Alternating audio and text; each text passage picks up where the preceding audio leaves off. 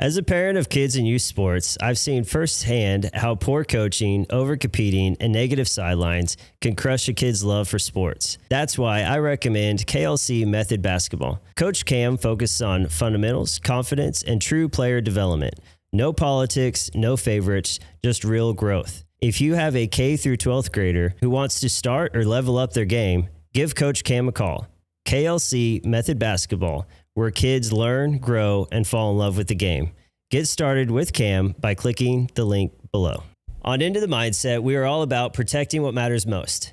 And that includes your safety and your time. Fall is just around the corner, and with it comes leaves, clogged gutters, and dangerous ladder climbs. Freedom Gutter Covers gives you a lifetime no-clog guarantee, so you'll never have to risk a fall or clean your gutters again. Let us install your covers today so you can focus less on chores and more on faith, family, and freedom to be a healthier you. Click the link below to get a free quote today. And don't forget, type in Into the Mindset to get 5% off. Welcome to Limitless Living Into the Mindset, the podcast that dives into the heart of growth, grit, and what it really means to keep moving forward.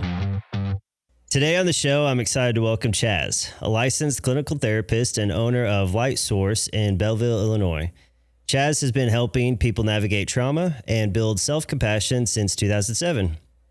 Working with clients of all ages, he's trained with experts like Dr. Bruce Perry, teaches in the Masters of Social Work program at St. Louis University, and brings mindfulness and Eastern philosophy into his work. CHAZ, welcome to the show.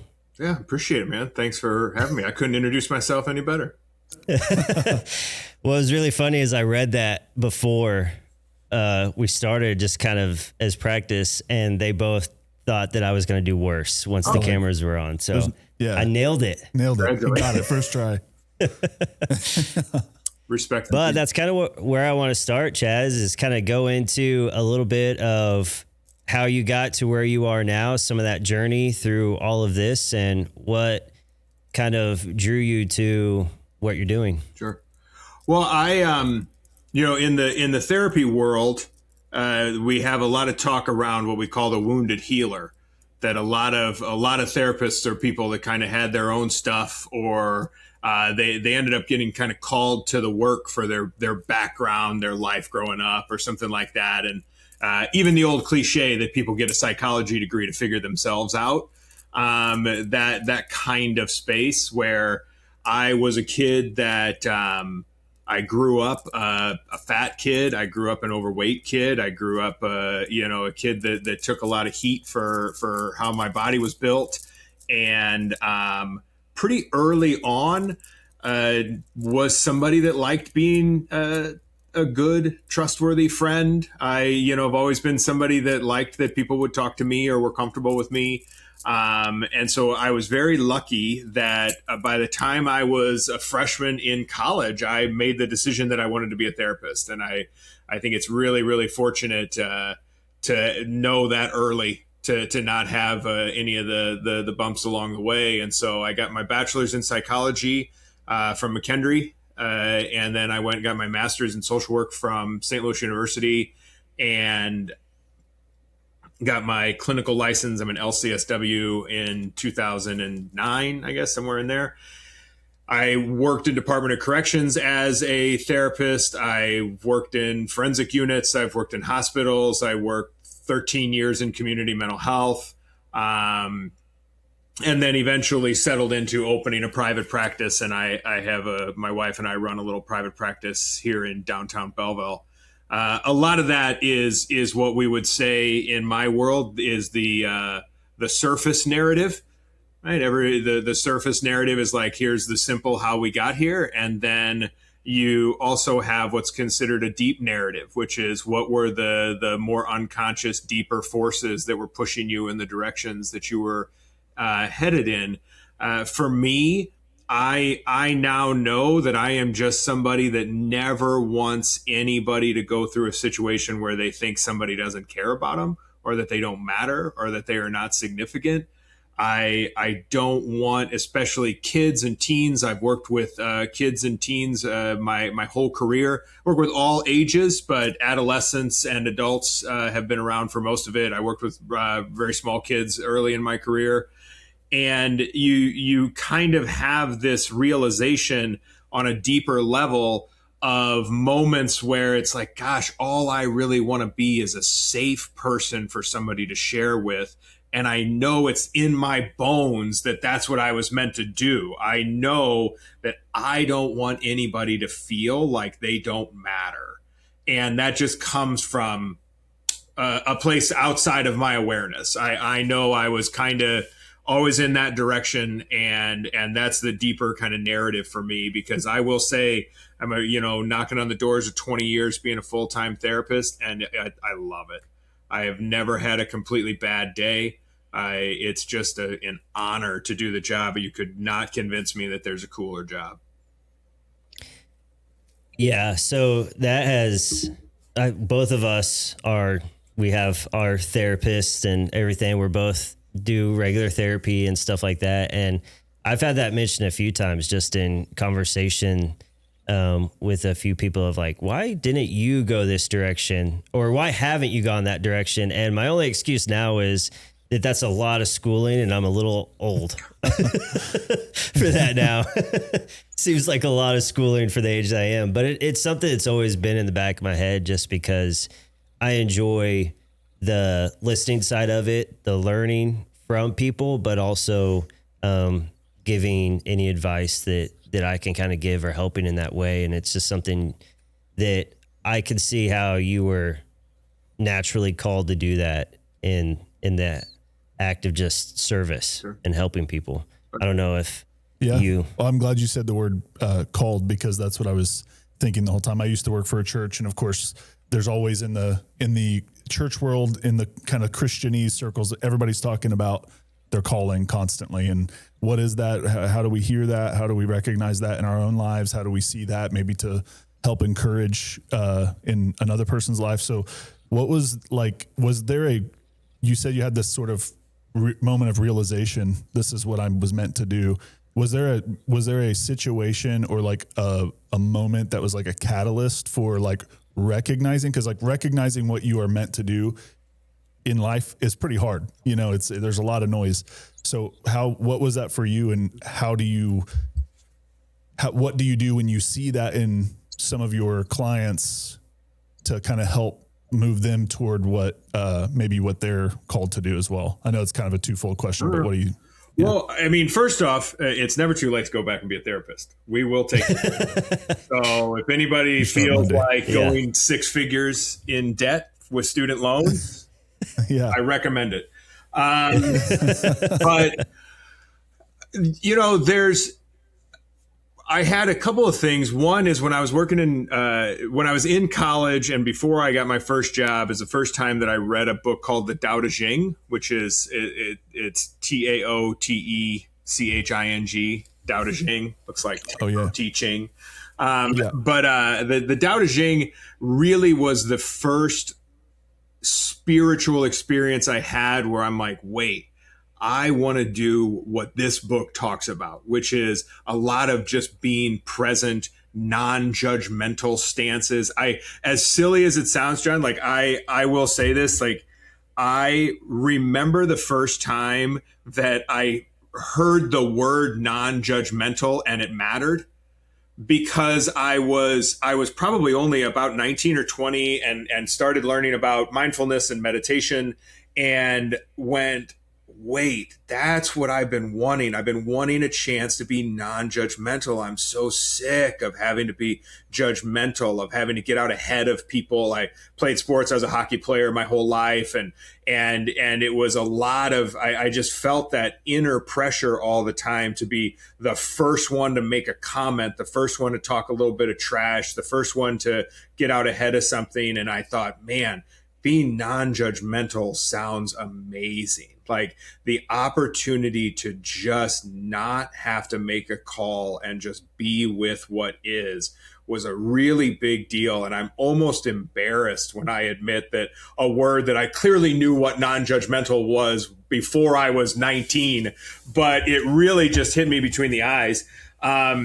And another thing that came a little later that is a big moment for me, and the other person involved, of course, would never know this. It's a client story. I remember the first time as a therapist that I met myself in the room, that somebody came in and had, it wasn't that our experiences were that similar. It was that the way that they responded to every situation they had been through and their inner experience through what they had been through was exactly how I would have responded to those situations. And it moved me to my core. I was like, oh my God. I mean, it was a person I worked with for a long time. I mean, I'm so thankful to know her in any capacity, but that was a moment of like, I gotta be in the right place, right? Like I'm attuning to situations. I'm connecting with somebody in a way where it's kind of boundless and limitless how much we could talk through things and work through things in the kind of therapeutic container.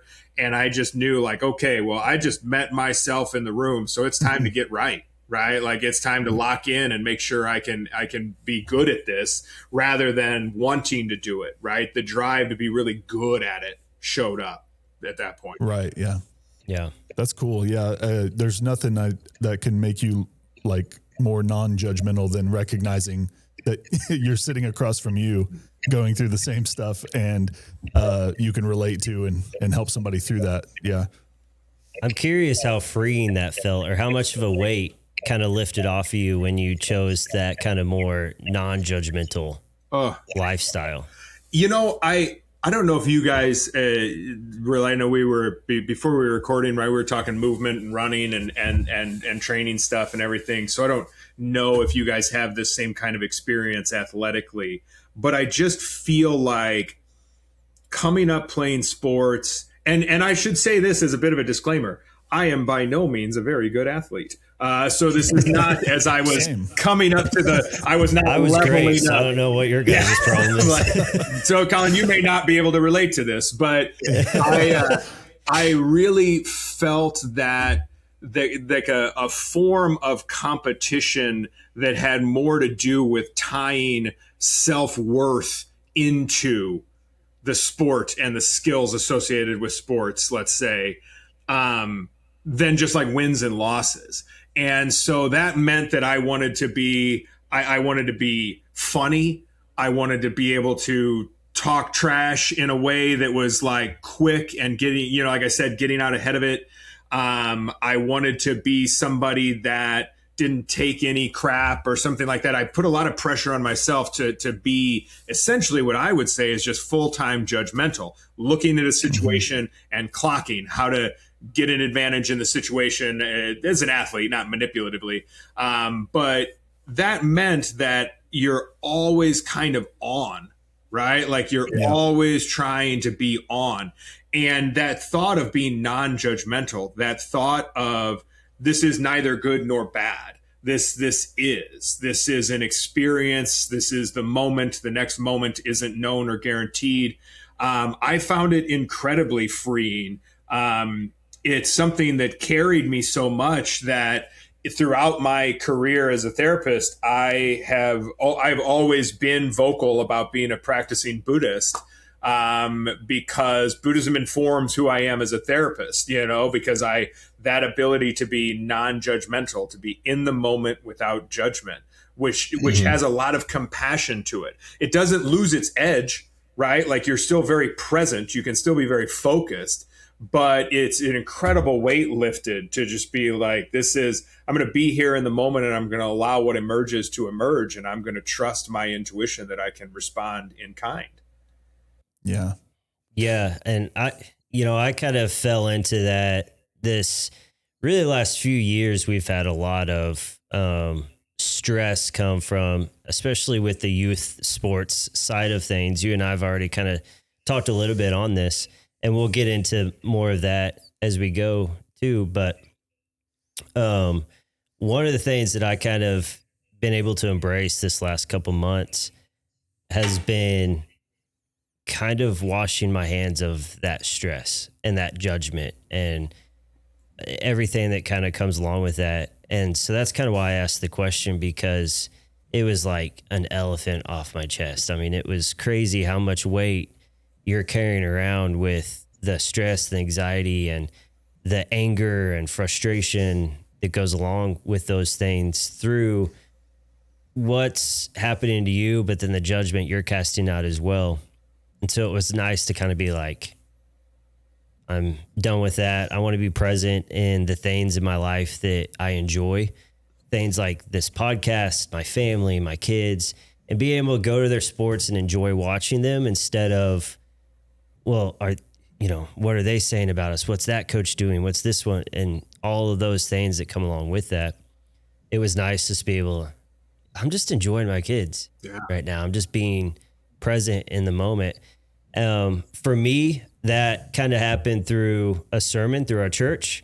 But it's really cool to hear you talk about how you kind of came into that and grew with that through your Buddhism and your belief in that as well. Yeah. So, for me, go ahead, John. I'm sorry. I was just going to say real quick that for me, it's like the non-judgmental stuff. I'm definitely not like non-judgmental in a sense of feeling like I've gotten somewhere with it. But for me, it's like, it's always tied to cynicism, and it's always like all of the judgment that I cast or I see in other people tend to be the things that I'm most insecure about, or the things, the areas where I would judge myself harshest. So for me, like when it comes to being able to let any of that go through, just like a presence kind of practice or anything like that, it's just the ability almost to like accept myself as I am. And it helps me to accept others as they are. Like it's like it opens up this bridge kind of spiritually to like, it's not just that I'm okay where I'm at. It's that I can be okay with them who, someone who may make very, very different decisions than me, may have a very different life experience. And it's especially helpful with my kids because I have 4 kids and each one of them are very, very different. And so I have to be non-judgmental when I'm talking or when I'm interacting with my kids, because I have to almost be a different parent in a way to each of my kids for whatever they're going through, whatever is on their mind, however I'm able to connect with them. So anyway, that's just my own thoughts about being non-judgmental. that was really good. Yeah. I think of, there's a kind of an old therapy joke. We say, if you spot it, you got it, right? Like soon as it's kind of like, man, that guy talks too much, that's a good reminder that I need to shut up, right? Like I'm probably not doing a great job listening if I think somebody else runs their mouth. Right. But there's a guy named John W. Price, who is he's a Jungian analyst. So the work of Carl Jung, who was an old therapist, he was a contemporary of Sigmund Freud. John W. Price, he talks about cynicism as like the cynic as a protector. That he asks a question like, can you think of the last time that you became disillusioned with something? And that I think is like a really powerful question, because all of us get into something like a sports, a hobby, a passion, spirituality, religion. We get into it because we enjoy the illusion. We enjoy the imaginal opportunities, right? Like, and imagination is not bad, right? Imagination is awesome. So we enjoy these imaginal opportunities, right? You get involved in, let's say, a church or a religious or a spiritual practice, and it's just awesome, right? Like I love talking compassion. I like talking grace. I like talking patience and connection with others and community. And then, you meet somebody who annoys you in it, or somebody who is somebody who is maybe a leading figure in it, lets you down. And the next thing you know, you catch yourself being like, oh, I don't know about those people that do this, or I don't know about those people over at North Church. I like South Church. And, like you get into that, and it's like that cynic is trying to protect you, right? You got disillusioned by something that you got really interested in and really engaged in and really involved in and maybe became a little vulnerable with. You get your feelings hurt. That cynic jumps in to protect you and says, everybody sucks. Yep. Yeah. And it takes a lot to bounce back from that. And I think that's to also to what you're saying, Colin, with watching your kids, where it's like, you got your kids playing sports and you really enjoy it and you like the sport and you can see where they're getting better and where they're growing and maybe see their limitations and think it's funny. Like you might be like, oh, that kid, he works hard, be slow. Like you might be like, he ain't never gonna be that fast. And even that's kind of endearing in the moment. And then you get that from your mom. Yeah, not from me, right? And so you get that going and you get that moving and you really enjoy it. And then maybe you get a little disillusioned with a coach who's really negative. You hear the other parents chirping. That cynic comes in to protect you and say like, I don't trust these people. This place isn't that great. And it's like, no, you want to be kind of non-judgmental and just be like, yeah, of course I'm getting my feelings hurt every now and then. These are people. Yeah. And it's other people's cynics that are the ones that are pulling that, they're in the same boat doing the same exact thing. I think awareness is the big difference or differentiator, like noticing, okay, well, I'm not just kind of susceptible to the same kind of temperaments or the same attitudes of my peers or the people I'm in this room with. I can still be set apart. I can still be in a different place and not respond emotionally to the stimulus of the room. Yeah. Well, I mean, I see this happening a lot as far as with social media and politics and kind of that side. Do I need to go in a deep dive of my mom's Facebook? That side of it. But I think, other people that are coming in as that kind of cynic or that this world just sucks or this life sucks or, whatever, it starts to draw you out and they have their views or their agendas or whatever you want to call it. And that, cynic side of it and you're like, oh no, I gotta have my input in there, and then it turns into just division and anger and judgment and hate and all that stuff. I think it's just like my childlike kind of faith and wonder of like stuff when I was a kid was just amazing because it was happening. It didn't need anything else. And then now like and you see it even in kids, I'm sure you see this, you see it kind of younger and younger, that cynic starts to show up and appear and sort of take all the life out of something that used to just be like, this is just great. And a lot of that's maybe it's social media, maybe it's just the internet in general, like the ability to like, everybody's got to be like, avoid being cringe. And they've got to be like, in this certain thing of like self-aware, but not, we're not going to be too happy about anything that's going on. We got to be really self-deprecating constantly. And I don't know. To me, that's just like muddies the water of like, we could just have fun, just enjoy life. It's funny. One of my first questions I have wrote down here is, from a mental health standpoint, how would you describe the current state of youth sports in America? And I think you just described it. I mean, go ahead. No, that's it. It's done. We're done. Yeah, it's over. Next question, please. Next question. But yeah, I mean, anytime one of the kids walks into the gym, it's immediately eyes on what socks are you wearing? What shoes are you wearing? What's your attitude like? What are your parents doing? What's your coach like? What's the atmosphere on the bench like? And it's comparison. All these factors. Yeah. Earlier I just spoke with Cam, who she has her own basketball program, youth basketball program. She's a coach for it and everything. And she talked about kind of that side of it as well of, what is your team bringing to the table compared to what these other teams are? And she's like, the worst thing that parents can do is have that comparison mindset and compare their kid to other kids. But that's the whole game right now. I mean, I feel like and our kids even do that as well. I can't tell you how many times my kids are like, he's got those shoes, I have to have those shoes. No, you don't. Those don't make them any better. Even those kids, you always put the shoes on, you're like, I gotta test them out, see if I'm faster. But that's something as parents that we need to kind of teach our kids is it doesn't always come down to that. It comes down to the hard work, the character, the discipline, and that side of it. Not if your Nikes are scrunched up just enough, Nike socks are scrunched up just enough, or what hoodie you're wearing, or is your hood up or down when you sit on the bench, whatever it is. But anyways, that long spiel into that. But yeah, I think you just described that perfectly. So what does research and your clinical experience say about early sports specialization and a child's mental well-being?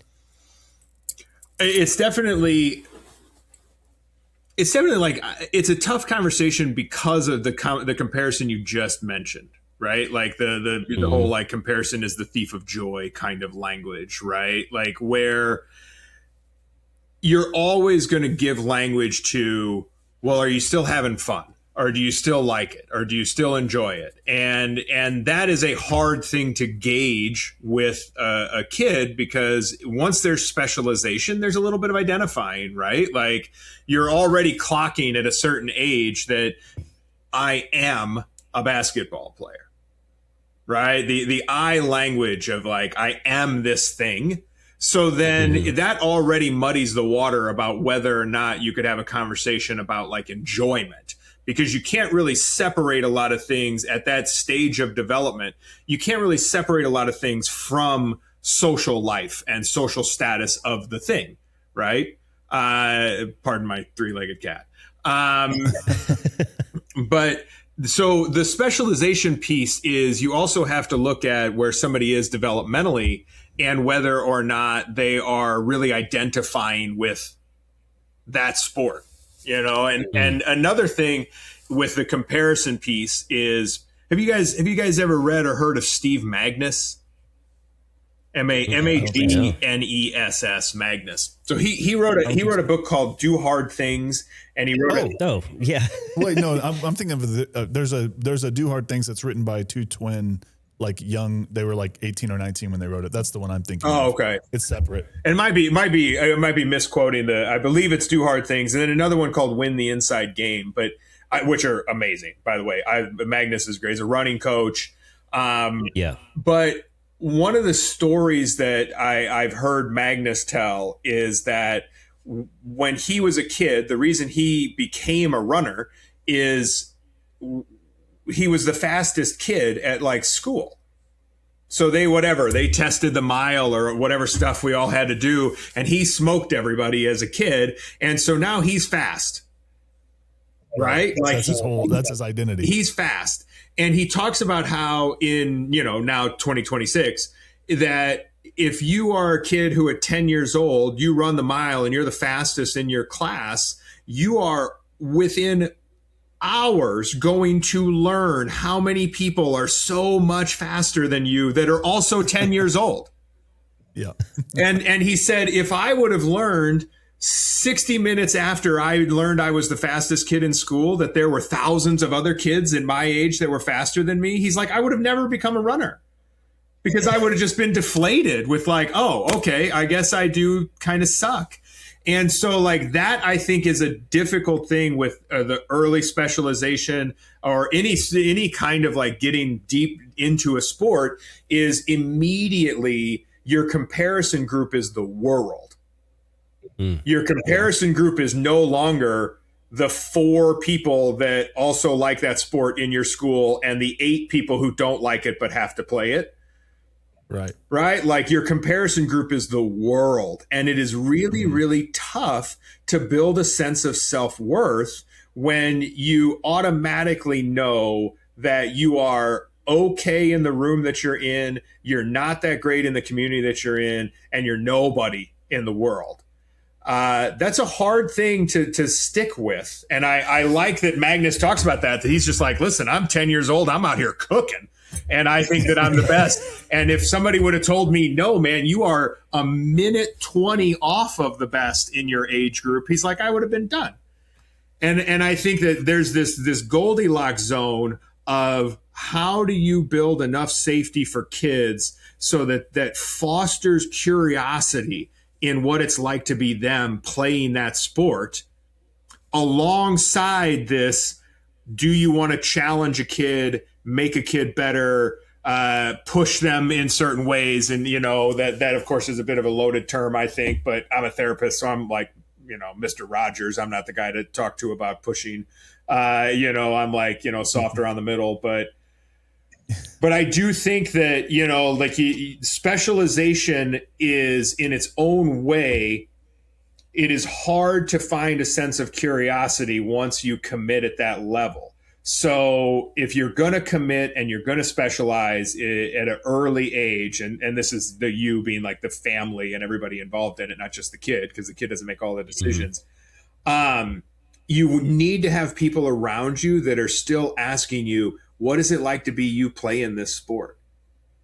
What is it like? What's your inner life, right? Is this fun? Is this enjoyable? Does this feel intuitive and open, and you want to get better? You like specializing in a role. You realize something that you're good off the dribble. You realize that you make a good first outlet pass. You seem to be able to hit a curveball, and not a lot of kids your age can do that. Like, fostering that curiosity into strength, I think is the bigger goal. Your illustration, or I guess Magnus's illustration, was like my childhood. So I grew up, I was a basketball player. That in my mind from an early age, that's what I was going to be. Picked up basketball at, like, I don't know, 4 or 5, and was like, this is it. I'm going to be awesome at this. Jordan is through the 90s. So Jordan was just awesome, and I wanted to be that. But 5th grade, ran the mile, tested the mile or whatever, did very well.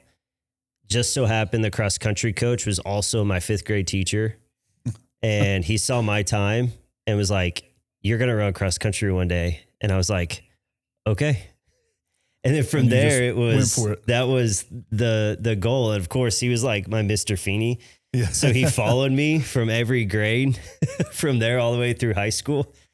And I couldn't really get away from it, and became, a runner in high school and everything. And then now it's, still my identity, I feel like, and I love it. And that kind of worked out for me. But at a very early age, it was a completely different sport entirely. And now I get to see it with my oldest son as he kind of transitions from basketball into running and things like that. And he's kind of starting to fall in love with it as well. Much older than I was. It took him until his end of his freshman year to be like, maybe I should try running. Like, I've just been telling you that. Yeah. But he was so honed in on basketball was it, just like I was. And once he got that first taste of, I'm actually kind of good at this running thing, in junior high, he was like, maybe I should do that. focus on that a little more too. I never had that kind of encouragement, but my dream was to be the Red Ranger from the Power Rangers. So it's a little different, but yeah, it's not too, we can start anytime. What was it? Oh, it's Step Brothers, when the dad finally comes at the end of the movie and he's telling him the story about how he wanted to be a dinosaur. Yeah. And they were like, that's right. But Dad, you're human. That's what that just reminded me. That's so funny. What do you say to parents, to encourage that? Because I see in this world, which I'm not, my kid, we're homeschooled. We homeschool our kids. None of my kids so far have been super interested in sports or anything like that. So I've never had to personally deal with it at all. But what I see is a lot of vicarious living with parents who maybe, despite their kids maybe not wanting to have their whole identity wrapped up in a sport, kind of pushing them to because of a skill or because of their past in the same sport. I was a basketball player, so you should be a basketball player kind of thing. Yeah. So how do you talk to parents whenever you're dealing with that kind of stuff? There's to go back to a person that, like I said, informs a lot of my work, Carl Jung. Carl Jung used to say that the most difficult thing a person would have to overcome is the unlived life of their parents. That if a person is kind of living with that residual, what we call ghosts in the nursery, that presence of the unlived life of an adult or a parent in your world, that is really damaging for identity development. And when I say damaging, allow me to kind of do a therapy disclaimer here.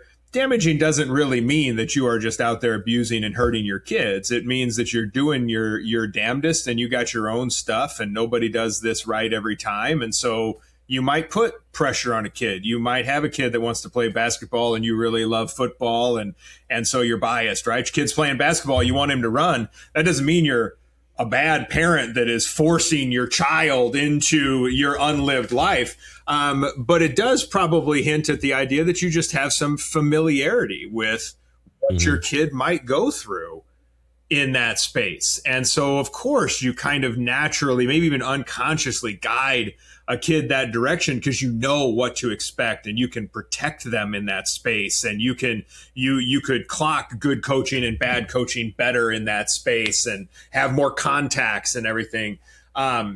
So one of the things that I will talk to people about, if, you know, I'm very lucky that a lot of people who bring their kids to see me for therapy, they're pretty on the team already in terms of wanting their kid to develop emotional intelligence and have a space to talk. Some of my best relationships with parents are parents that know that their kid, like their 15-year-old, is probably not going to tell them everything, but they might be more likely to share some of those things with me, who they've developed a trusting relationship with. And so I can also have some relatively candid conversations with parents about, hey, let's check on the following things in terms of whether or not this kid is still enjoying the sport, whether or not this sweet spot of like a kid wants to quit a sport and the parent's like, no, you can't quit because you need to learn the lessons of not quitting. Right? Yeah. Like, which I don't think is bad. Like I said, I think people are doing their best anyways. But, you know, you get these conversations where a parent is very actively trying to see, like if a kid, I'm going to use a bit of an example. If a kid's having a lot of emotional responses in the sport, right? Their body language drops out. They get really mad. Maybe they have, you know, slammed some things around, yelled, gotten tossed from some games. And then when their parents talk to them, they have a bit of a severe emotional response, meaning the kid might say, well, I'm just worthless. I suck. This whole team sucks. Nobody wants me there. The coach thinks I'm an idiot, whatever. You know, like a very hard thing for a parent to hear. Where I think that is like a really important moment is where the parents get to talk to a kid and say, hey, I really want you to be able to tell me what you're feeling in relation to this sport, in relation to how it feels to be you out there. And I want you to be able to tell me if you're not enjoying it. And then if the kid doesn't say anything or shuts down, that's usually when I come in, is a parent says, my kid is having a ton of anxiety on the field or at school or when they're with their friends. And so a bit of a long answer, of course, but to kind of drive home that point that I think that what you're really trying to balance is how do you normalize that kids are going to have big feelings associated with sports because this is the most intense thing a kid should be doing is probably their sport, right? Like school is like matters, but they are in a very controlled setting. But like winning and losing a game is a very tough lesson in life. Mm-hmm. You know, and I think that it gets very, very difficult to have emotional conversations with kids because the parents also get a little swept up in winning or losing. Like you said, Colin, all of a sudden, it's immediately like, what do you bring to the table? What does this team do versus this team? And it's like, no. Like your kid feels that. Your kid is feeling that if they are losing games or they are missing shots and dad is at the game mad at this loss, all they want is dad to be happy. All they want is mom and dad to approve of what just happened. And so they're going to lose connection to their emotional experience and only worry about whether or not mom and dad are okay. Mm-hmm. Yeah. That's what we want to prevent. Yeah. And that was something that I'll admit I was very guilty of that when, sorry, you know, redneck Missouri, we got the loud trucks. But that was something that I was guilty of when my oldest son first kind of started with basketball and everything. I was a competitor, so I have that competitive mindset of we want to go in, we want to win, we want to do our best.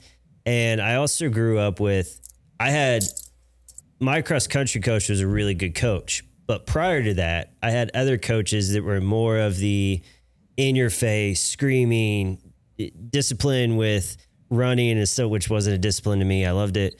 But the push-ups and, they use certain things to punish you for mistakes and cause kind of that fear and stuff. But I thought that's how you coached and that's how you encouraged and all that stuff. So when our oldest kind of had a bad game, or he went out there and he missed a bunch of shots, or he didn't make passes, or he just wasn't playing good defense or something like that, I was the first in the car to be like, dude, what are you doing? Like, we've practiced this. You do all this work, you do all this stuff, and then you just get out there and you just bomb. And I was so negative about it. And thankfully, my wife has always had this mission to make sure our kids always feel comfortable coming to at least one of us to have that deeper conversation. And he had sat down with her one night, this is when he was a little bit older. And he basically said, I mean, by the end of it, it had me in tears, but he basically was like, I just want to make dad happy. And I don't think I can do that. And every time I get in the car, all he does is remind me of the things that I already know. I already know I had a bad game. I already know that I missed that shot. I already know that I didn't play the defense or my head wasn't in the game. And then he's just reminding me of those things. And it just shook me to the core. I remember, like, we had our conversation, I held it together, and then I just went and cried because I felt horrible and kind of changed on that. And now he tells me that he's like, your motivational speeches are a lot. But I would rather him like hate the dorky dad speeches and kind of make fun of me for it now than be as upset as I saw my child when he was like, I just feel like I can't ever make my dad proud. Sure. I never wanted him to feel that way. I just thought I was, you thought you were doing what it was well done. meaning. Like, I thought I was doing what I was supposed to in the moment. And it turns out, no, I think as a parent, and I mentioned this with Cam's podcast too, you're meant to be the encourager. Let the coach be the coach.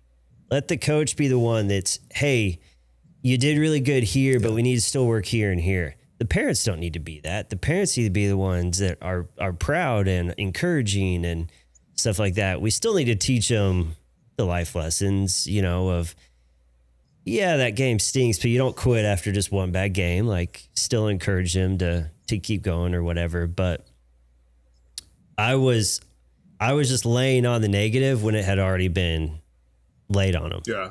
And that wasn't the way to go about it. So we kind of started to be the encouragers more than the coach. I started to be dad more than a coach. And then now I coach him in cross country. But it's kind of interesting because there's, like, we're talking about identity, but there's individual identity, but there's also like shared identities, like who I am in context of the game and with my coach, who I am in the context of my family and with my parents, and who I am like in my friend circle and all this stuff. And the roles of like the guide in each of those there's crossover, but it can be very different. And the motivation for the kid in that is mixed because he wants to impress his friends. He wants to get accolades from his coach, and he wants to make his dad or his mom or both proud. And you're not always able to navigate all of that especially when emotions are high, adrenaline, hormones, speaking of teenagers, everything's going crazy all the time. And you deal with each of those persons' individual and shared identities, and they're going to be having good days or bad days, responding in different ways. And it's a wild mix of, I'm glad my kids don't do sports right now. That's what I'm saying. Also why I go to therapy. Also why you make such a good point though, right? The multiple selves of, you have a parent and a coach and a team and friends and, everybody's there and you might have to do a different thing to get the approval of each of those people or, groups. And that is tough. That is pressure. I think of, there's an old therapist named Carl Rogers, not Mr. Rogers, who I already referenced, of course, but Carl Rogers. And Carl Rogers he talked a lot about the idea of unconditional positive regard. And unconditional positive regard, which has its roots in parenting, right? You want unconditional positive regard from a parent. Mm-hmm. But a lot of times, and this is just something I think that is, I don't know, it's just hard for us sometimes culturally, because we still want to believe in the simplicity of like punishment, but punishment doesn't have like a great track record with humans. Like, we don't do a great job. If I do something wrong and I get punished one time, I will probably still do that thing again, right? There's plenty of people out there that make the same mistake twice, and so it didn't hurt that bad. Yeah, it's like you just keep going back, and so what unconditional positive regard does, it gets a bit of a bad rap because we start to worry that it's kind of a form of enabling. We start to worry that unconditional positive regard is just kind of it's a little too weak. And really what Rogers talks about is unconditional positive regard is basically telling someone or showing someone that no matter what they do, they can't lose my regard for them. Mm-hmm. So it doesn't mean that I love your decision. It doesn't mean I love your behavior. It means I need you to know that you can't lose my regard for you. And that is a really, really tough thing for people to offer, right? It's a massive part of being a therapist. It's a massive part of my day-to-day, because another thing that Rogers talked about was authenticity. I can't say that I have this high regard for you and be fake, because you're going to know that, right? You're going to clock that I'm acting like I have high regard for you when I don't, right? So I have to be authentically present. And I think that when it comes to things like just working with kids, teens, sports, extracurriculars in general, what you're trying to introduce them to is as many opportunities as possible for them to get unconditional positive regard, meaning they have situations where they have faith in the regard of the adults in the room. Yeah, that's really cool. I try to do that. I was said earlier that when you're raising kids, each kid is different and has a different temperament. And that reminded me of my older daughter. She just is hardcore. She just lives life in her own way. She's 11. She's just like, she's awesome though. She's like, she's gonna be, I mean, emo's already kind of coming back, but she's gonna like fully bring emo back or something. Like she, and when she was little, like 2-3 years old, I would always say she's a princess, but the kind that wants to like take over the world, like there's a little edge to her. But when we get into it, when we have arguments or back and forths, it's always like, I always have to remind her verbally. I have to go, hey, you could never do anything to like, for me to like lose my love for you, or for me to not be proud of you in the big picture. But we got to deal with this right now. And this is a hard conversation, or you're not going to like that there's consequences to how you talk to your mom or how you talk to me or whatever you did or didn't do. But there always seems to, like, whenever things get on the real emotional level, she seems to be really much more sensitive to like feeling like whatever we're talking about or whatever I feel in the moment is tied to how I feel about her completely. So we've had to like make it a practice to bring that into the beginning of every conversation. And it's just like, I've never really thought about that. Like, I still am I'm still clocking those same things in my relationships with people. But yeah, that's like, and my other kids who don't maybe need that verbally still have other ways that they need to be shown unconditional positive regard. And in life, I mean, and in adult life, it's the same thing. We want that with our bosses, with our clients, with our whatever. Yeah. Yeah. And I wanted to touch on that as well, because we have that as adults too, but then we're talking about parents in this particular circumstance. But you had mentioned something when we first kind of had our initial conversation that really stuck with me from there. And it was having having that one adult, that one person that you could trust in your life and things like that can really change a child's life. And then of course, like if you add to that, it's even more than that. But I want you to kind of get into that. And then that kind of led us into, we'll kind of transition from the parents' role with youth sports and with youth mental health and everything and go into kind of the coach's role or the teacher's role or the therapist role, or, you know, outside of the family dynamic, what are some of the roles that teachers and coaches and people amongst that world kind of hold with these kids and things like that in that regard of, I kind of lost my train of thought with it now, but in that regard of you have to have that one person that you trust, that you. Well, the example I would use is, you know, the announcement I like to make is I'm coming from the cheap seats. I'm having all these conversations. I'm not a parent, you know, so I always like to remind people, like, I don't have kids, so I don't want to come across like somebody that tells people how to parent, you know, like I'm talking more about just the general emotional well-being and developmentally appropriate emotional processes.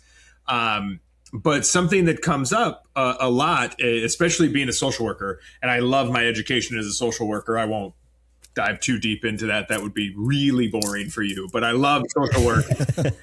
And we talk in social work about risk factors and protective factors in terms of any kind of problems that a person could have in life. So mental health concerns, addiction concerns, even certain stress-related health markers in adulthood and later in life. We look at risk factors and protective factors. So an example of a risk factor would be like the game changer risk factor is poverty, right? Like a person growing up in pretty severe poverty it will obviously impact everything, right? Has the potential to impact all kinds of things in their life. But a protective factor that is the gold medal, the gold standard protective factor for youth development is a single safe adult.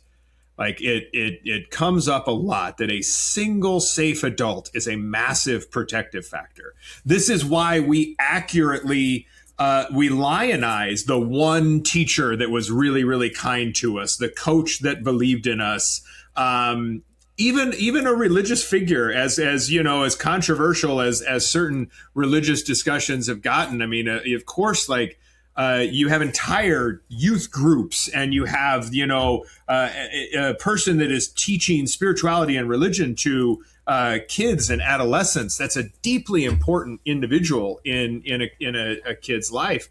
And so optimally, the safe adults that a person has in their life are many, right? Like optimally, safe adults are 2 parents, 4 grandparents, some aunts, some uncles, some cousins, teachers, coaches, all of those things. Optimally, your life is crawling with safe adults. But we know that that's not necessarily true for everybody. That's why it's so astounding that a single safe adult can be such a big deal, that a kid can have really, really challenging relationships with adults in their life, right? I mean, a kid can have abuse, neglect, loss of a parent, all of these things that we refer to as adverse childhood experiences. And a single safe adult still allows them to ground into a sense of themselves that can carry them into allowing for goal setting, into future planning.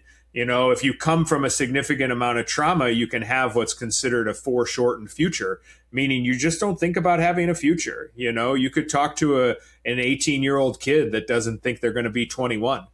You know, that's what trauma can do to us.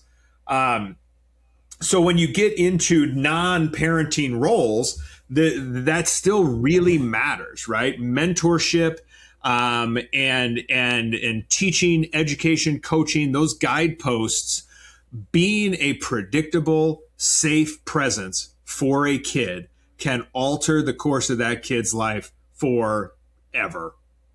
It can be something, and we just, you know, I mean, thankfully, you know, Colin's got such a great example of having somebody in 5th grade be like, you're going to run cross country someday, and then following through.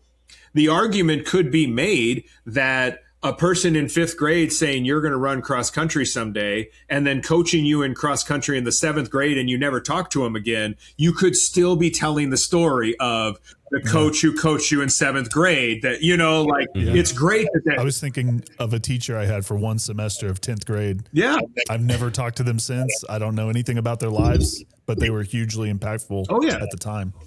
I believe deeply in the importance of mentorship. Because when you think about identity formulation, right, what you really are learning in having a sense of self, in having an identity going forward, even the existential, like this is who I am, this is my calling kind of language, you're talking about the way in which you develop identities, right? Because your identity is going to change, right? Like if Collins said that who he is at his core is an 8th grade cross country runner, I'd be like, man, we need you to grow, right? Like, but instead you're going to say, well, I'm a dad. I'm a husband. I'm a partner. I'm a friend, right? We have a mechanism that allows us to form identity, right? So it's that structure and those skills that we learn in early adolescence, middle adolescence, early adulthood that allow for that flexibility. The way we allow for that flexibility a lot of times is who are the safe consultants that are present when we are searching, when we are seeking through these changes and these transitions. Those will be our mentors. Those will be, the proverbial elders, which can be a coach and can be a therapist and can be a teacher, an educator, clergy, family members, family friends. It's not unusual to hear a family say, or a teenager say, that they talk to their best friend's mom a lot, right? Like that's an example of a safe adult, right? Somebody that you'll hear as an adjacent, an extemporaneous, like an extension of family. And in healthy situations, right, I will have family members tell me, I'll have a mom tell me that their 15-year-old talks to their friend's dad about stuff, right? Like where it's another adult that's outside of the family, but has become a mentor. I believe deeply in mentorship. And I think that there's, and once you have been mentored, I think that that's where you commit to, well, how do I mentor going forward? Right. Yeah. What are some of the characteristics you would say describes kind of one of those safe people? And then who would you say is the best judge of whether that person is a safe person or not? Is it the parents? Is it the kids? Who would you say is kind of a better judge of who that is? Because I think as you're saying this, in today's world, there's a lot of fear around our kids trusting other adults, and then the parent also trusting that adult, because we hear all the horror stories and things like that. So who would you say, what are the characteristics, and then who would be a good judge of that person? Well, the good news is that no matter what, the buck stops with you as a parent. Like you are creating all of the infrastructure for your kid to feel that they live in a consistent, predictable world where they could trust others. Yeah. And so optimally, right? Like I understand I just invoked the idea of neglect or abuse or loss or things like that. But to back off of a little bit of that conceptually, you as a parent, if the world that your kid lives in is safe, consistent, and predictable, right? Because that's what our brains like. That's what our bodies and our nervous system like. We like safe, consistent, predictable, right? Like if you create a world for your kids where they have safety, they have consistency, and they have predictability, that kid is going to be more likely to be safe enough to engage other relationships, right? Like to talk to, like John, like your daughter, right? Like you are describing a kid that probably doesn't take a lot of shit from people, right? So, she may be a little bit more likely to kind of like to talk and put herself out there in certain forms of communication. And that is because she knows what a safe, consistent, predictable world looks like. You've given her that, right? Like she knows what that is. And I do think like the fears, this goes to you have the world as a comparison, right? Like the idea of a kid being exposed to a damaging or hurtful adult has always been present.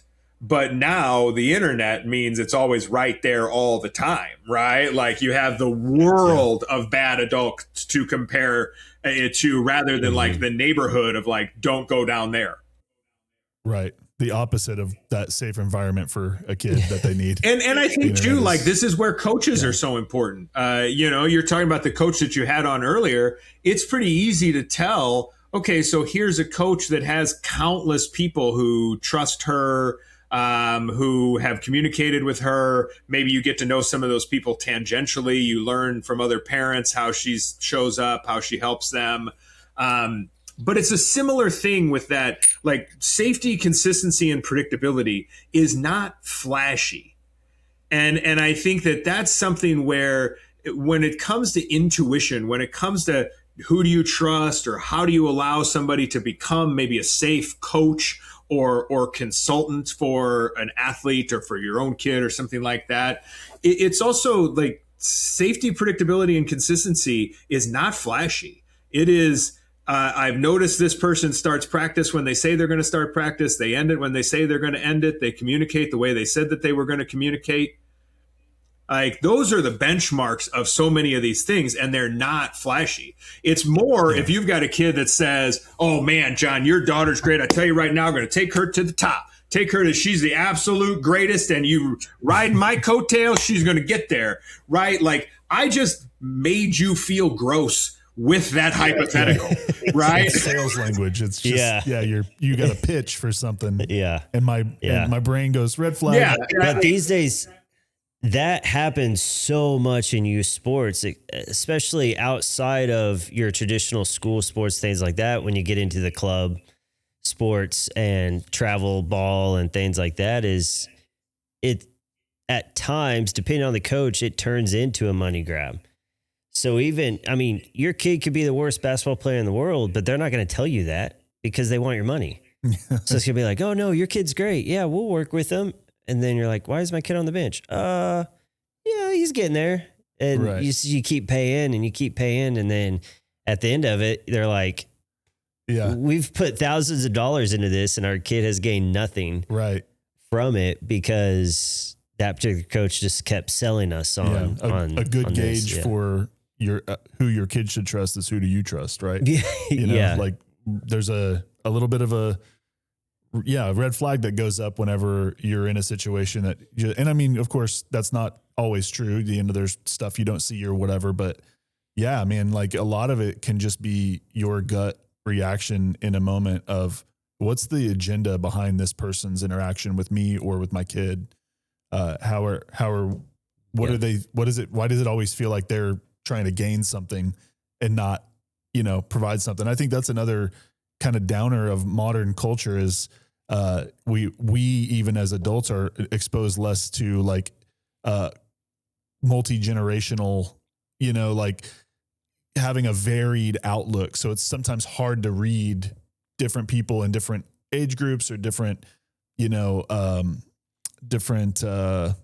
blanking on the word, but demographical kind of data of like, oh, is this how interactions like this should go? Like me having no understanding of that world. Like if I were to step in, would I have the same awareness of what to look out for when there's somebody trying to mentor my kid or somebody that maybe my kid has already latched onto that maybe you go, not to be the negative guy in the room, but maybe you realize, oh, hey, this is not such a good relationship. I need to find a way out of this that doesn't, also damage my kid's ability to, or my kid's desire to seek mentorship out, because it is so important, like lifelong, I don't know if there's a question there, but that's what popped into my mind is like, you're navigating both sides of it. There's positive and negative. Yeah. Yeah. And, it makes it even harder to get out of those situations when that particular person is a teacher or a coach or involved in something that kid loves. Yeah. And maybe they're the only option in right. that. So when you're like, oh, well, now either you step away from this or we find someplace else to do that or things like that. And then it turns into, few years of stress and anxiety. Speaking from personal experience. That's definitely some personal experience for us. For a friend. Yeah. What do you think about that though? Like, cause sometimes it's just like the pool you're in there's not a lot of options. There's not a lot of situations. How do you navigate the kind of more negative side of that when you realize, oh, there's some unhealthy influence or there's some, because integrity is really the word, right? Like looking for integrity in people. And sometimes you encounter somebody who comes across as highly, having high integrity. And then you realize over time or through other people's experiences with that same person or whatever that facade. Yeah. It's not who they really are. Facade. Something, one of them, but it's not really what it was made to feel like at first, or maybe I need to protect my son or daughter in this particular world because, this is the only option or this is the only situation that the only person that they have in this particular scenario, but maybe they're not in alignment with your own family's values or your whatever your way of approaching the world. Yeah. I think some of it is whether or not, and this is unfortunately something that is tough with, I think, educators too, where an oversimplified answer is whether or not the let's say the coach or the coaches are in a position or have the skills necessary to know like each kid as a person, to understand strengths and weaknesses, to understand how to, position this kid in a way in which they will actually enjoy, get something from it, learn something, not even necessarily get better at a sport, just like get to a point where they have a level of competence that makes them feel like they can engage in the sport. At that point, you run into, well, what if they don't have time? Right? You're going to run into a coach that says, well, listen, I don't have time to get to know every kid. I got to pick the kids that I'm going to put out here for wins and losses. And that's all I got. And that's all I can figure out. At that point, that is a bit of a bummer because playing by the numbers, not everybody is going to go pro, right? We know that that it's pretty likely that your kid is not him. Right? Like is going to be somebody that has to do this for the love of the game. So I think that, like, I would use an example, and I wish I could plug this person because I actually don't know her name, but one of the volleyball coaches locally, I'm in Belleville, Illinois. One of the volleyball coaches locally I know is a social worker and a therapist in a private practice, and I've known a handful of people, families where kids have played for this team. And she, to me, is like a real gold standard. Like her primary focus when it comes to the sport is the ability for an individual to feel like they are in the best position for them to do well.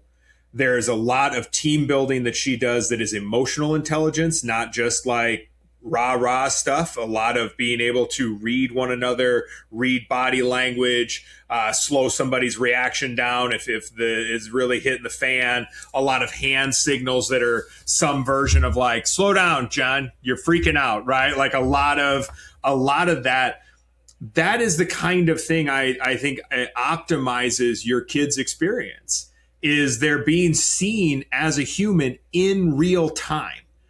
Right. And so some coaches, I think, are seeing the game unfold well, which is important, right? Like that is a good knowledge to have. That's why you're a coach. They're watching things that are working and not working. But you also want your kids to be exposed to coaches that see your kid in the moment in real time and are able to react to that individual process. And I think that, like I said, that's a byproduct too. Like educators run into a same thing. You got 25 kids in a classroom. You can't have 25 individuals all the time. So you can't always know what Lisa and Tommy need. You focus on everybody. But I think like when you run into what you think is a facade, or if you run into somebody that you don't think is trustworthy, a high watermark would be if you talk to that person about your kid, do you get the sense that they know your kid, that they are talking about the kind of temperament, behavior, and inner process that your kid has? And then you're going to be able to clock whether or not that's a trustworthy person, right? If they say something about like, oh, I see a lot of potential in him. And it's like, really, you do? Because he's going to be 5'8". I don't know what we're talking about. Yeah. That's really good. Yeah. Just using what you know to be true to measure that as a benchmark with other. What about like being in a mentorship situation where the kid the person has already latched on, you know, that the person that they're latched onto is not going to be good for them long term. How do you navigate that, particularly in a situation where they're the only, like, say it's a coach, they're the coach, you know, but they're not a good guy or a good person. So, you know, what do you do in that situation? You know, I think, and this kind of ties into what we were just saying just a second ago too, where like, not to make it a bit of a red flag discussion, but anybody who's going to be a trusted individual in your kid's life better be giving you a significant amount of access to the kind of communication that you want with them. And I think that, like, you should never get the sense that there is kind of like proprietary information going on all the time. And so, like, I'll speak as a therapist. Like, if a kid comes and talks to me, I am not going to repeat to anybody what we talk about outside of what are called the limits of my confidentiality, right? And the limits of confidentiality are things that everybody knows, right? If you're going to hurt yourself, if you're going to hurt someone else, child abuse, reportable things, right? Like, I can't keep that in the room. But a kid talking about their emotional experience, a kid talking about things that they're going through and navigating that I don't have to report, I'm not going to be repeating that, right? Because I want there to be some kind of sacred dialogue in therapy. I believe in that. That being said, if I were to send the message that I am not available to their parents, right? Like, if it's like, well, no, I'm not talking to your mom, I'm not talking to your dad, you're coming in here, you're talking to me, this is your therapy and this is your time. If I'm cleaving myself off from the family unit and having this kind of conversation, right? Like, I'm not very helpful, right? I am just kind of like, I'm just kind of undermining at that point, right? And so I think that if you know that, let's say, a coach in the area is not a great coach, but your kid's going to have to play for that coach when they're 12 to be able to play for another coach when they're 13. For instance, like, I think there are things there where, assuming that this person is not like abusive, right? That, or even that maybe your kid likes him and you don't really trust him. That is a beautiful opportunity for you as a parent to be pretty consistently having some emotional intelligence conversations with your kid, even if your kid's 10, right? You can be having these conversations of like, well, you really do like, you know, Coach Jones, and like, what do you like about Coach Jones, or what has he or she been saying that like really like sparks like some real interest? Like, what are you enjoying about that? What do you like about that? And you know, if a 10-year-old might say, well, did you know that Coach Jones coached Tom Johnson, who now plays for the 76ers? And it's like, oh, okay, so maybe it's just clout, right? Then you got to kind of like, you just kind of got to navigate it. But you might also learn something, right? You might also be like, oh, Coach Jones always tells me that I got to keep my head down and just kind of work hard, and that's what's going to get me somewhere. It's like, oh, okay, that's not the worst message I've ever heard.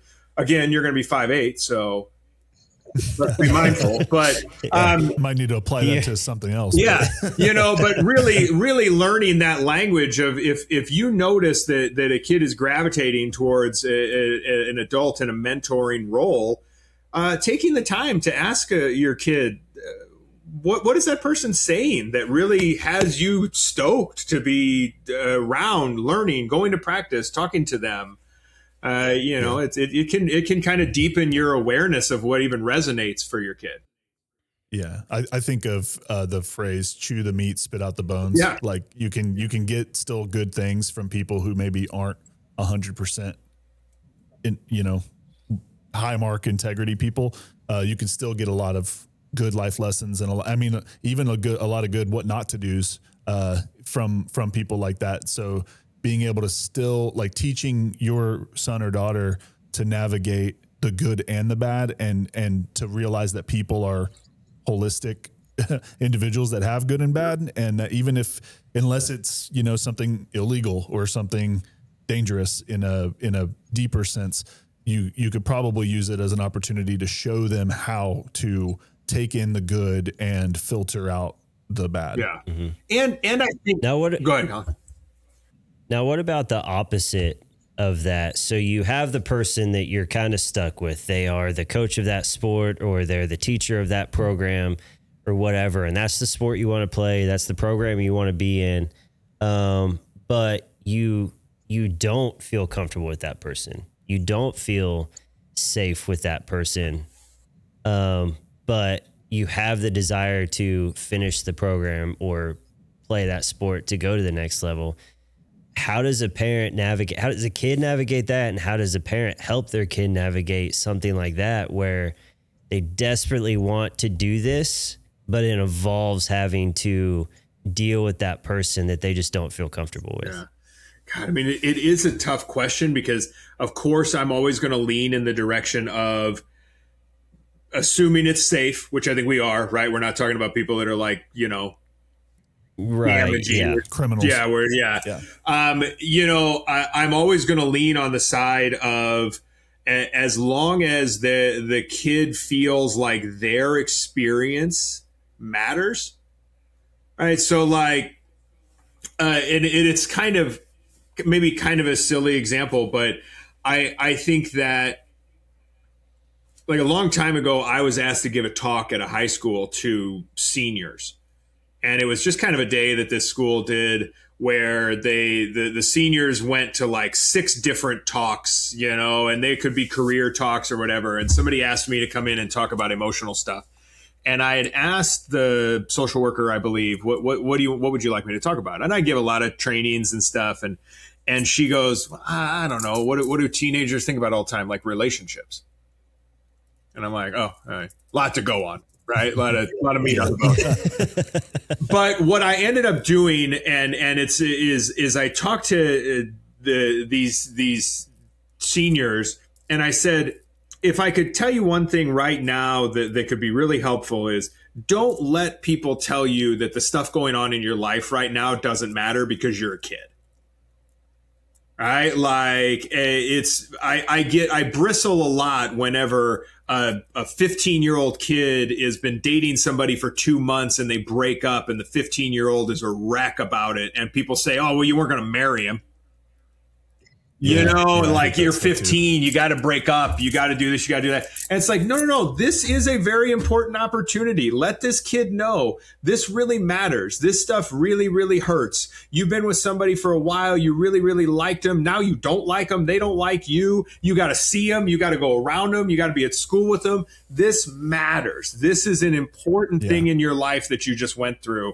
And I want to make sure that you are allowed to say it's important.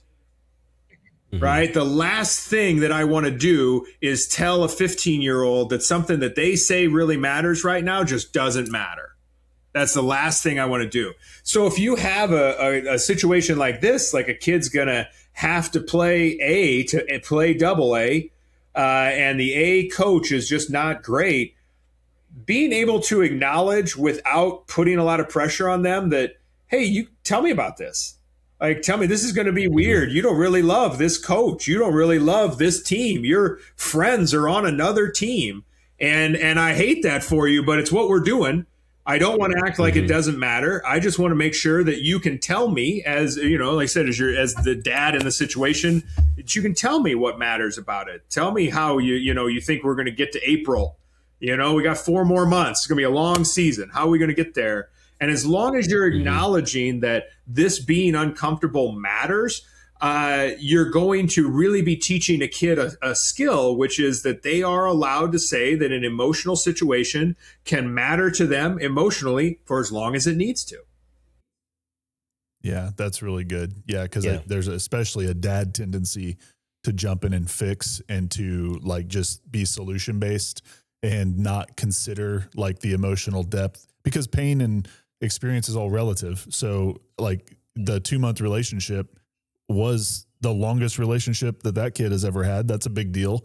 And I remember what it was like when I was 15 and my girlfriend broke up with me. And so it's like we take all that out with more life experience and sometimes fail to, or can be, like not think that your first gear to be just listen with openness, but to go, how can I get them through this as fast as possible? That's a big, and typically we resort back to the male standard of buck up and get over it. Yeah. Deal with it as part of life. Deal with it as part of life. And which is also helpful in a way, but not as the first thing. Yeah. Like, giving them a place to be and to share, but also sometimes there is practical wisdom that can come in that. But when you go with that is like a callousness to that isn't, I would think that they would be less likely to come back to you with the next emotional issue if you've shut it down that early. Dad's just going to tell me to be a man about it and get over it. Yeah. And I need something more than that. So I'm going to go to mom, who has a little bit more emotion behind it, or I'm going to go to that other safe person. Yeah. And things like that. Or at internet. Times go, to the wrong place with it. Something that could lead down. Try to be that person that they feel comfortable coming to. And I think as a parent, I have done well at that at times, but I've also done the opposite of that at times, where I've had that old school, or as you were kind of saying in your, we have our boomer days of that kind of hard love. Right. Just get over it. You're a man. We got to push through this. We're always going to have troubles in life and things, and you just got to get through it. Well, like you said, it's a teaching moment where we can be like, okay, I hear you, and I'm going to process this, and you're going to process it, and we're going to work through it together, and it'll teach you how to get through this, so you'll be able to do it later in life.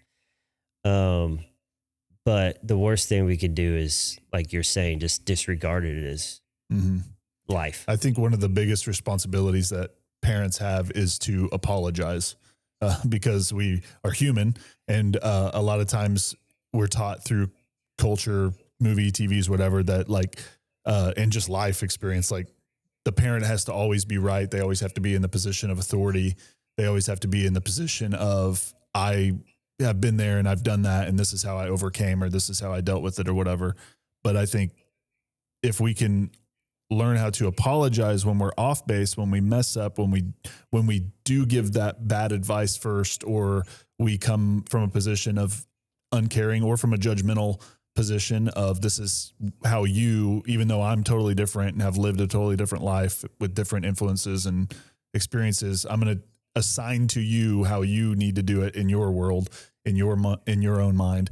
Being able to recognize that stuff and apologize whenever we make those mistakes, so that even when we mess up, like our kids don't turn off the whatever they don't close the door to, I'm going to come to them with difficult things. Yeah. Yeah. It's repair.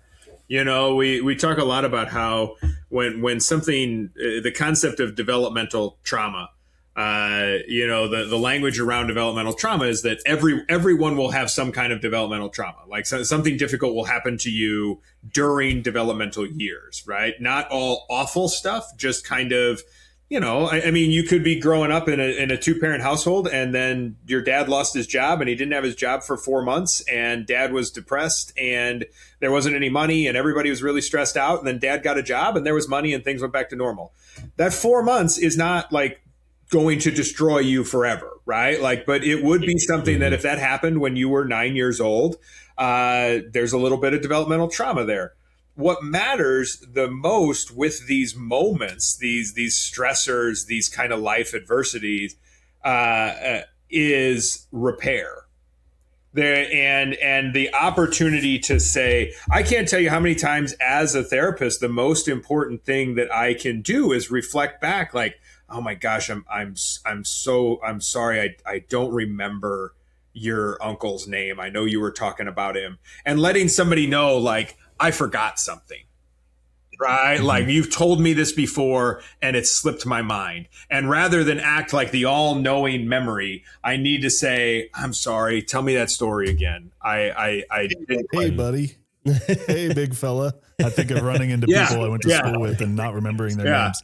What's up, bro? Like those moments of repair where the last thing that a kid or a teenager can really have is to be unseen, right? Like, is to have a moment where they, if a kid falls and scrapes his knee and nobody sees it and nobody cares, that kid could feel like that pain is just going to bleed out into the world. Right. But if a kid falls and scrapes his knee and then there's somebody there to look at it and be like, whoo, that's a bad scrape. Good thing it's a long way from your heart. We're going to rub some dirt on it. We're going to get you inside and clean it up. Man, you're a tough kid.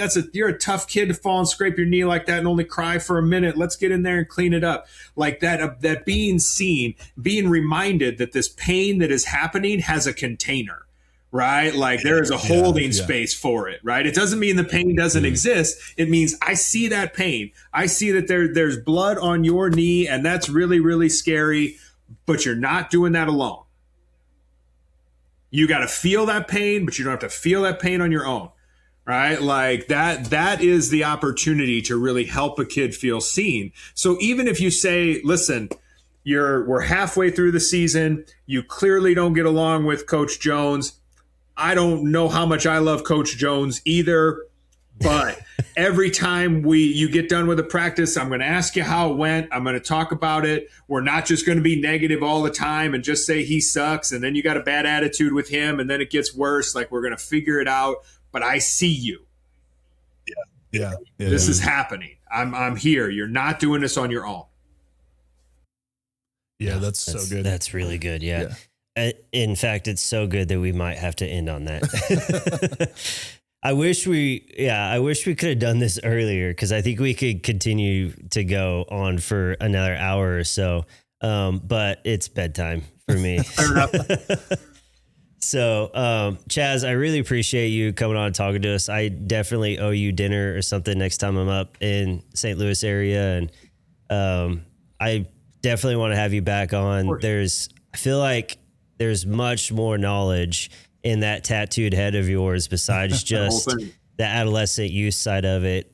Getting into, I know you've had a little bit of with the social work and with addiction and things like that as well, that I would love to have you back on at some point to go into some of that world as well. But I just want to say thank you very much for taking the time and doing it at night with us. People won't notice that, but it's nighttime here. Thank you to Swino with our production for being here late. But thank you for taking the time after a busy day to be with us. I appreciate you guys. And I also appreciate you working with my schedule. I'd love to be back around, be friends, stay in touch, the whole nine. And just know, like, I also think it's really important to be having these conversations, even in an hour and a half here. We've really, I think, normalized a lot of things. A good question, like, what do you do if you're going to have a coach all year that you just don't love that coach? How do you navigate that? That's life, right? Like, we want to be talking about being a human and bringing up good humans and bringing up emotionally skilled humans. And so I appreciate you guys. I appreciate you staying up past your bedtime. I look forward to next time we get to talk. Well, Same I appreciate here. it. Yeah, same. Great to meet you, man. Great to meet you. Thank you, Chaz. Have a good night. Get home safe. Yeah, you guys too.